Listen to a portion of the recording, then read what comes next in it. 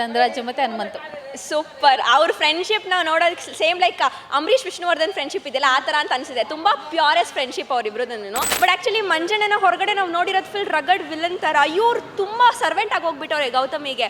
ಚೈತ್ರ ಮತ್ತು ರಜತ್ ಅವರು ಅಣ್ಣ ತಂಗಿ ಈ ಬಂದ ಬಿಗ್ ಬಾಸ್ ಕೊಟ್ಟ ಅನುಬಂಧ ಸಖತ್ತಾಗಿದೆ. ಅದೊಂಥರ ಮೋಸ್ಟ್ ಡಿಸರ್ವಿಂಗ್ ಅನ್ಸೋದು ಧನರಾಜ್ ಆ್ಯಕ್ಚುಲಿ ಡಿಸರ್ವಿಂಗ್ ಇದ್ದಾರೆ. ಅವ್ರು ಬರಬೇಕು. ಚೈತ್ರ ಮಾತು ಬಿಟ್ಟರೆ ಅಕ್ಕಾದು ಬೇರೆ ಏನಿಲ್ಲ ಮನೇಲಿ. ಪ್ರತಿ ಒಂದೊಂದು ಟಾಸ್ಕಲ್ಲೂ ಗ್ರೇ ಏರಿಯಾ ಅಂತ ಒಂದು ಹುಡುಕ್ತಾರೆ. ಆಮೇಲೆ ಅವ್ರದ್ದೇ ಒಂದು ಸ್ಟ್ರಾಟಜಿ ಯೂಸ್ ಮಾಡ್ಕೊತಾರೆ. ಸಿಕ್ಕಾಬಡೆ ಫೇಕ್ ಆಗಿ ಅನ್ಸೋದೇ ಭವ್ಯ. ಬಿಗ್ ಬಾಸ್ ನೋಡ್ತೀರಾ? ಹೌದು. ಯಾರು ವಿನ್ ಆಗ್ಬೋದು ಈ ಸೀಸನ್ ಅಂತ ಅನ್ಸುತ್ತೆ? ಮಂಜಣ್ಣ ಆಗಬೇಕು. ಯಾಕೆ ಅವರೇ ಆಗಬೇಕು? ಬಿಕಾಸ್ ಅವರು ಪ್ರತಿ ಒಂದೊಂದು ಟಾಸ್ಕಲ್ಲೂ ಗ್ರೇ ಏರಿಯಾ ಅಂತ ಒಂದು ಹುಡುಕ್ತಾರೆ. ಆಮೇಲೆ ಅವ್ರದ್ದೇ ಒಂದು ಸ್ಟ್ರಾಟಜಿ ಯೂಸ್ ಮಾಡ್ಕೊತಾರೆ. ಅವ್ರು ಸ್ಟ್ರಾಟಜಿ ಮಾಡಿದಾರೋ ಮಾಡಿಲ್ವೋ ಅಂತ ಯಾರಿಗೂ ಗೊತ್ತಾಗಲ್ಲ. ಅದು ಎಂಡಿಂಗಲ್ಲಿ ಮಾತ್ರ ಗೊತ್ತಾಗೋದು. ಸೊ ಅವ್ರು ವಿನ್ ಆಗಬೇಕು. ಇವಾಗ ಬಿಗ್ ಬಾಸ್ ಮನೆಯಲ್ಲಿ ಅವ್ರವ್ರ ಆಟ ಅವ್ರವರೇ ಆಡ್ತಾ ಇದ್ದಾರೆ ಅಂತ ಅನ್ಸುತ್ತೆ. ಅಂದರೆ ಯಾವುದೇ ಸ್ಟ್ರಾಟಜಿ ಯೂಸ್ ಮಾಡ್ತೀರಾ? ಅಂದರೆ ಎಲ್ಲರೂ ಆಡ್ತಾ ಇದ್ದಾರೆ. ಬಟ್ ಸಿಕ್ಕಾಬಡೆ ಫೇಕ್ ಆಗಿ ಅನ್ಸೋದೇ ಭವ್ಯ. ಯಾಕಂತಂದರೆ ಅವಳು ಎವ್ರಿ ಟೈಮ್ ಅದೊಂದು ಶೋಲ್ಡರ್ ಇರಲೇಬೇಕು, ತ್ರಿವಿಕ್ರಮ್ ಶೋಲ್ಡರ್ನ. ಆ್ಯಂಡ್ ಫ್ಯಾಮಿಲಿ ರೌಂಡ್ ಆದಾಗ ತ್ರಿವಿಕ್ರಮ್ ಮತ್ತು ಭವ್ಯ ಅವರಪ್ಪ ಅವ್ರ ತಾಯಿಯವ್ರು ಬಂದಿದ್ರಲ್ಲ, ಅವ್ರು ಹೇಳ್ಬೋದಿತ್ತು ಅಂತ ಅಂದ್ಕೊಂಡಿದ್ವಿ ನಾವು.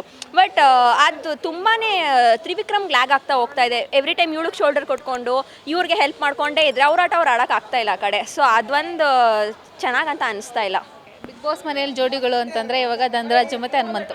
ಸೂಪರ್. ಅವ್ರ ಫ್ರೆಂಡ್ಶಿಪ್ನ ನೋಡೋದಕ್ಕೆ same like Ambareesh Vishnuvardhan friendship ಇದೆಯಲ್ಲ ಆ ಥರ ಅಂತ ಅನಿಸಿದೆ. ತುಂಬ ಪ್ಯೂರೆಸ್ಟ್ ಫ್ರೆಂಡ್ಶಿಪ್ ಅವರಿಬ್ರದನ್ನು. ಆ್ಯಂಡ್ ಒಳ್ಳೆ ಎಂಟರ್ಟೈನ್ಮೆಂಟ್ ಅವರಿಬ್ಬರಲ್ಲಿ.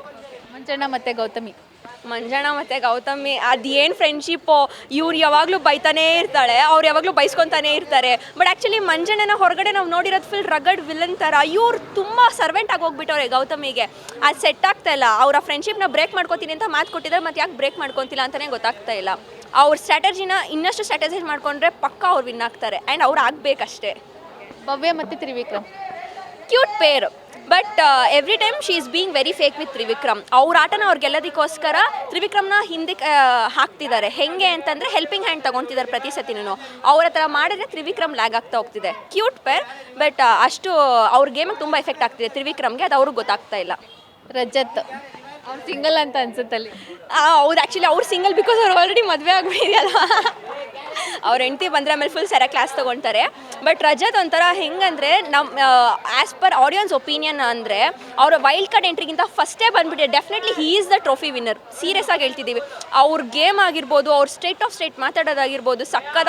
ಅವ್ರು ಚೆನ್ನಾಗಿ ಚೈತ್ರನ ಕಾಲೆಳೆಯೋದು, ಹನುಮಂತನ ಕಾಲೆಳೆಯೋದು, ಆಮೇಲೆ ಮಂಜಣ್ಣನೂ ತುಂಬ ಸತಿ ಕಾಲೆಳೆದಿದ್ದಾರೆ. ಅವ್ರದ್ದೊಂದು ಪವರ್ ಇದೆ. It's really immense power. ಸಕ್ಕದಾಗಿ ಮಾಡ್ತಾ ಇದ್ದಾರೆ, ಚೆನ್ನಾಗಿ ಆಡ್ತಿದ್ದಾರೆ. ಬಟ್ ಕಂಪೇರ್ ಟು ಅವ್ರ ವೈಲ್ಡ್ ಕಾರ್ಡ್ ಎಂಟ್ರಿ ಅನ್ನೋದು ಒಂದು ಅವ್ರಿಗೆ ಮೈನಸ್ ಪಾಯಿಂಟ್ ಆಗಿ ಅವ್ರು ವಿನ್ ಆಗದೆ ಆಗಬಹುದು. ಗೊತ್ತಿಲ್ಲ. ಚೈತ್ರ ಮತ್ತು ರಜತ್ ಅವರು ಅಣ್ಣ ತಂಗಿ ಈ ಬಂದ ಬಿಗ್ ಬಾಸ್ ಕೊಟ್ಟ ಅನುಬಂಧ ಸಖತ್ತಾಗಿದೆ. ಅದೊಂಥರ ಅಂದರೆ ಆ ಒಂದು ಪೇರ್ನ ಏನೋ ಒಂದು ಮನೆಯೊಳಗೆ ಹಾಕಿಬಿಟ್ರೆ ರಜತ್ ವಿನ್ನಾಗಿ ಬರ್ತಾರೆ. ಚೈತ್ರ ಅಲ್ಲಿ ಮಾತಾಡಿನೇ ಕುಗ್ಗೋಗ್ಬಿಡ್ತಾರೆ. ಅದು ಸಖತ್ತಾಗಿದೆ ಆ್ಯಕ್ಚುಲಿ. ಅವರಿಬ್ಬರು ಕಾಮಿಡಿ ಚೆನ್ನಾಗಿದೆ. ಸೇಮ್ ಲೈಕ್ ಹನುಮಂತು ಮತ್ತು ಧನರಾಜ್ ಹೆಂಗೆ ಒಂದು ಪೇರಲ್ಲಿ ಸಖತ್ತಾಗಿ ಜೋಕ್ ಮಾಡ್ತಿರ್ತಾರೆ, ನಮ್ಗೆ ಎಂಟರ್ಟೈನ್ಮೆಂಟ್ ಇರುತ್ತೆ.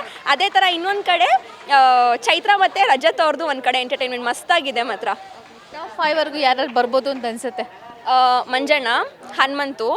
ಆಲ್ರೆಡಿ ಹನುಮಂತು ಟಿಕೆಟ್ ಫಿನಾಲೆ ಸಿಕ್ಕಿದೆ. Manjanna, Hanumanthu, Trivikram, Rajath. And most deserving ಅನ್ಸೋದು ಧನರಾಜ್ ಆ್ಯಕ್ಚುಲಿ ಡಿಸರ್ವಿಂಗ್ ಇದ್ದಾರೆ. ಅವ್ರು ಬರಬೇಕು. Gowthami she is not deserving actually. ಅವ್ರದ್ದು ಎಂಟರ್ಟೈನ್ಮೆಂಟ್ ಫ್ಯಾಕ್ಟರ್ ಅಂತ ಏನೂ ಇಲ್ಲ. ಸೈಲೆಂಟಾಗಿರ್ತಾರೆ, ಪಾಸಿಟಿವಿಟಿ ಅಂತಿರ್ತಾರೆ.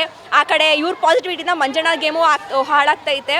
ಆ್ಯಂಡ್ ಮೋಕ್ಷಿತ ಅಂತೂ ನಥಿಂಗ್ ಎಲ್ಸ್. ಅಲ್ಲಿ ಏನೂ ಕಾಣಿಸ್ತಾನಿಲ್ಲ. ಅವ್ರ ಎಂಟರ್ಟೈನ್ಮೆಂಟ್ ಫ್ಯಾಕ್ಟರೇ ಇಲ್ಲ. ಸೊ ಮನೇಲಿ ಇದ್ರೂ ಇಲ್ಲದೆ ಇರೋ ಥರ ಇದ್ದಾರೆ. ಹೌದು. ಮೋಕ್ಷಿತ ಅವಾಗವಾಗ ಬರ್ತಾರೆ, ಒಂದು ವಾಯ್ಸ್ ರೈಸ್ ಮಾಡ್ತಾರೆ, ಅರ್ಥ ಆಯ್ತಾ ಅದೊಂದು ಕರೆಕ್ಟಾಗಿ ಹೇಳ್ತಾರೆ. ಅದೊಂದು ಬಿಟ್ಟರೆ ಅವ್ರದ್ದು ಇನ್ನೇನೂ ಇಲ್ಲ. ಆ್ಯಂಡ್ ಗೌತಮಿದು ಅಷ್ಟೇ, ಓಂ ಇಷ್ಟೇ ಅವ್ರು ಹೇಳೋದು. ಅದೊಂದು ಪಾಸಿಟಿವಿಟಿ ಅಂತ ಅಂತಾರೆ. ಅದು ಬಿಟ್ಟರೆ ಬೇರೆ ಏನಿಲ್ಲ. ಬಟ್ ಇಷ್ಟು ಪಾಯಿಂಟ್ಸ್ಗಳನ್ನ ರಜತ್, ತ್ರಿವಿಕ್ರಮ್, ಮಂಜಣ್ಣ, ಧನರಾಜ್, ಹನುಮಂತು ಕಂಪೇರ್ ಮಾಡಿದ್ರೆ they are most deserving. But ಯಾವುದೇ ಲೇಡಿ ಕಾಂಪಿಟೇಟ್ರು ಯಾಕೆ ಫಿನಾಲೆಗೆ ಹೋಗೋದಕ್ಕೆ ಅರ್ಹರಲ್ಲ ಅಂತಂದರೆ ಇದಿಷ್ಟು ಫ್ಯಾಕ್ಟರ್ಸ್ಗಳನ್ನ ಕಂಪೇರ್ ಮಾಡಿದ್ರೆ Bhavya also not entertaining, Gowthami was also not entertaining. Chaitra ಮಾತು ಬಿಟ್ಟರೆ ಅಕ್ಕಾದು ಬೇರೆ ಏನಿಲ್ಲ ಮನೇಲಿ. ಸಕ್ಕದಾಗಿ ಮಾತಾಡ್ತಾರೆ. ನಾವು ಕಲಿಬೇಕು ಅವರಿಂದ ಮಾತಾಡೋದನ್ನ. ಮೋಕ್ಷಿತ ಅಕ್ಕನೂ ಅಷ್ಟೇ, ಅವರು ಏನೂ ಮಾಡ್ತಾಯಿಲ್ಲ ಎಂಟರ್ಟೈನ್ಮೆಂಟಲ್ಲಿ. ಬಟ್ ಈ ಮೆನ್ ಇದ್ದಾರಲ್ಲ, ಪರ್ಸನ್ಸು ಅವರೆಲ್ಲರೂ ಆ್ಯಕ್ಚುಲಿ ಡಿಸರ್ವಿಂಗ್ ಇದ್ದಾರೆ. ಸೀಸನ್ 11 ಎಷ್ಟು ಇಷ್ಟ ಆಯಿತು ನಿಮಗೆ? ಇನ್ನೇನೋ ಫಿನಾಲೆಗೆ ಹತ್ರ ಬಂತು. ಸಿಕ್ಕಾಬಡೆ ಇಷ್ಟ ಆಯಿತು. ಆ್ಯಕ್ಚುಲಿ ಇನ್ನೂ ಮಜಾ ಮಜಾ ಮಜಾ ಅಂತ ಬರ್ತಾ ಹೋಗಿದ್ದೇನೆ ಹನುಮಂತು ಬಂದಮೇಲೆ. ಆ್ಯಂಡ್ ತ್ರಿವಿಕ್ರಮ್ ಕಡೆಯಿಂದ ಫ್ಯಾಕ್ಟರ್ಸ್ ಎಂಟರ್ಟೈನ್ಮೆಂಟ್ ಫ್ಯಾಕ್ಟರ್ಸ್ ಅಂತ ಸ್ಟಾರ್ಟ್ ಆಗಿದ್ದು ರಜತ್ ಬಂದಮೇಲೆ. ಇಟ್ಸ್ ರಿಯಲಿ ಬ್ಯೂಟಿಫುಲ್ ಅನಿಸ್ತು. ಆ್ಯಂಡ್ ಮಂಜನಾ ಅವ್ರದ್ದು ಸ್ಟಾರ್ಟಿಂಗಿಂದ it was very good graph. And ರಾಜನ್ ಟಾಸ್ಕ್ ಬಂದಮೇಲಂತೂ ಎಕ್ಸ್ಟ್ರಾ ಲೆವೆಲ್ ಹೊಟ್ಟೋಯ್ತು.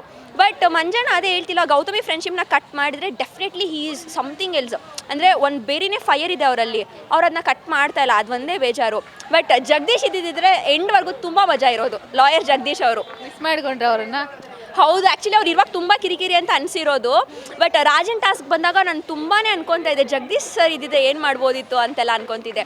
ಬಟ್ ಇನ್ನೊಂದು ಅನ್ಕೊಂಡ್ವಿ, ರಂಜನ್ ಇದ್ರಲ್ವ ಮಹಾರಂಜನ್ ಅಂತ ಅಂದ್ಬಿಟ್ಟು, ಅವರು ತ್ರಿವಿಕ್ರಮ್ ರಜತ್ ಇದ್ದಿದ್ದರೆ ಒಂಥರ 3 ಆನೆಗಳು ನಿಲ್ಲಿಸ್ದಂಗೆ ಇರ್ತಿತ್ತಲ್ಲ, ಹಂಗಿರೋದು. ಡೆಫಿನೆಟ್ಲಿ ಸಕ್ಕತ್ತಾಗಿರೋದು. ಈ ಬಿಗ್ ಬಾಸ್ 11 ಸೀಸನಲ್ಲಿ it was really very good. But ತುಂಬ ಜಗಳನೇ ಆಗಿದೆ. ಆ್ಯಂಡ್ ನಮ್ಮ ಬಾಸ್ ಕೂಡ ಹೇಳಿದ್ದಾರೆ, ನಮ್ಮ ಬಾಸ್ದು ಈ ಸೀಸನಲ್ಲಿ ತುಂಬ ಮೋಟಿವೇಶನ್ ಸ್ಪೀಚಸ್ಗಳನ್ನ ನೋಡಿ ನಮಗೆ ತುಂಬ ಇನ್ಸ್ಪೈರ್ ಆಗಿದೆ. ಇವಾಗ ನೆಕ್ಸ್ಟು ಬಿಗ್ ಬಾಸ್ ಶೋನ ನಡೆಸಲ್ಲ ಅಂತ ಹೇಳಿದ್ದಾರೆ. ಸೊ ಅವ್ರು ಬಿಟ್ಟು ಬೇರೆ ಯಾರು ನಡೆಸ್ಬೋದು ಅಂತ ಅನ್ಸುತ್ತೆ? ನಾವು ನೋಡೋದೇ ಇಲ್ಲ, ನಮ್ಮ ಬಾಸ್ ಇಲ್ಲನೇ ನಾವು ನೋಡೋದೇ ಇಲ್ಲ. ಬಾಸ್ನ ಸ್ಟಾಪ್ ಮಾಡಿಬಿಡ್ತೀರ ಹಾಗಾದ್ರೆ? ನಾವು ನೋಡೋದಿಲ್ಲ. ಬಿಕಾಸ್ ಆ್ಯಕ್ಚುಲಿ ಮೇಜರ್ಲಿ ನಾವು ಬಿಗ್ ಬಾಸ್ ನೋಡ್ತಾ ಇರೋದೇ ಸುದೀಪ್ ಸರ್ಗೋಸ್ಕರನೇ. Because every Sunday and Saturday he comes, he says one of motivational speaks. And ಅವ್ರು ಈ ಸೀಸನಲ್ಲಿ ತುಂಬ ಹೇಳಿದ್ದಾರೆ, ಸಾರಿ ಅನ್ನೋ ವರ್ಡ್ನ ಯೂಸ್ ಮಾಡೋದು ಅರ್ಹತೆ ಇರೋರು ಯೂಸ್ ಮಾಡಿ, ಆ್ಯಂಡ್ ನಿಮ್ಮ ಕೋಪನೂ ಅಷ್ಟೇ, ನಿಮ್ಮ ಅಳುನೂ ಅಷ್ಟೇ ಯೂಸ್ ಮಾಡಿ ಅಂತ ಅಂದ್ಬಿಟ್ಟು. ಸೊ ಈ ಥರ ಒಂದೊಂದು ಮೈನರ್ ಪಾಯಿಂಟ್ಸ್ ಅವ್ರು ಹೇಳ್ಕೊಡೋದ್ರಿಂದ ನಮ್ಮ ರಿಯಲ್ ಲೈಫ್ಗೆ ಅದನ್ನ ನಾವು ಅಡಾಪ್ಟ್ ಮಾಡ್ಕೊಳ್ತಾ ಹೋಗ್ತಾ ಇರ್ತೀವಿ. ಆ ಥರದಿಂದ ಅವರೊಬ್ಬರಿಂದನೇ ಮಾತ್ರ ಸಾಧ್ಯ. ಅವರೊಬ್ಬರಿಂದನೇ ಈ ಥರ ಇಷ್ಟು ಲೈಫ್ ಲೆಸನ್ಸ್ನ ನಾವು ಕಲ್ತಿರೋದು. So we are very much inspired by our Sudeep boss. ಅವರಿಲ್ಲ ಅಂತಲೇ ಡೆಫಿನೆಟ್ಲಿ ನಾವು ನೋಡೋದಿಲ್ಲ. ಅದು ಎಂಥ ಕಂಟೆಸ್ಟೆಂಟ್ ಬಂದರೂ ಅಷ್ಟೇ ನಮ್ಮ ಬಾಸ್ ಇದೆ ನಾವು ನೋಡ್ತೀವಿ. ಬಟ್ 11 ಇವ್ರನ್ನ ಬಿಟ್ಟು ಇನ್ನೊಬ್ರು ನಡೆಸಬಹುದು ಅಂತಂದರೆ most probably Rishab Shetty maybe. Because ಅವರು ಸ್ಪೀಕಿಂಗ್ ಸ್ಕಿಲ್ಸ್ ಆಗಿರ್ಬೋದು ಅಥವಾ ಅವ್ರ ಲೈಫ್ ಎಕ್ಸ್ಪೀರಿಯನ್ಸ್ ಆಗಿರ್ಬೋದು ಮ್ಯಾಚ್ ಆಗ್ಬೋದು, 50-50 ಮ್ಯಾಚ್ ಆಗ್ಬೋದು. ಬಟ್ ನಮ್ಮ ಬಾಸ್ ರೇಂಜ್ಗೆಲ್ಲ ಯಾರು ಬರಲ್ಲ. Speed plus Karnataka.